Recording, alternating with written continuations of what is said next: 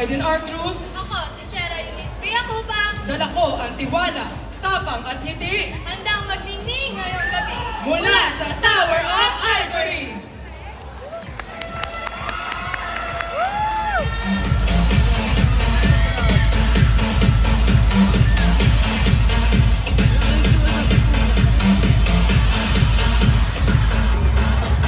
Ako, maraming batang magagalit siguro, pero pasensya na kayo. You are weak. Hindi kayo katulad nung panahon namin na hindi kami iyakin. Nung panahon namin, hindi uso yung salitang depression. Huwag kayong... Recently, a public figure described today's youth as weak, claiming that young people are too fragile compared to past generations. Let's talk about that.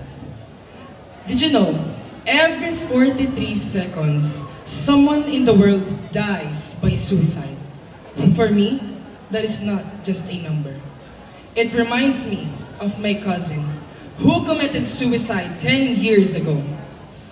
A smile I will never see again, and a voice I will never hear once again.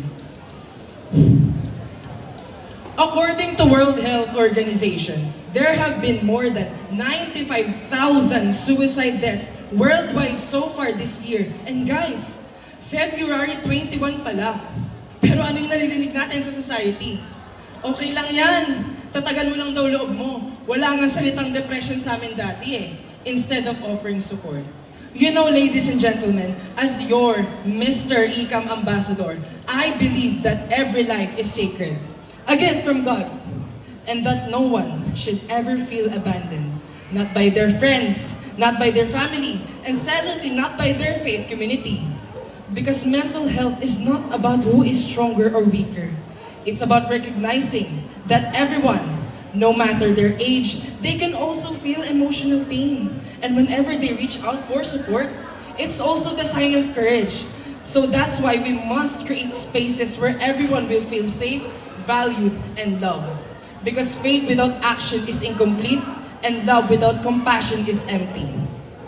If sharing my cousin's story tonight even saves one life, then his memory will become a light instead of only a shadow. Let us all remember that every person matters. Every life is precious. Together with love, hope, faith, and obedience, we can turn silence into support and despair into hope. Tonight, I stand here before you because I want to encourage everyone to be the voice that speaks, to be the hands that help, and to be the hearts that care. Because no one should ever face the darkness alone. Thank you.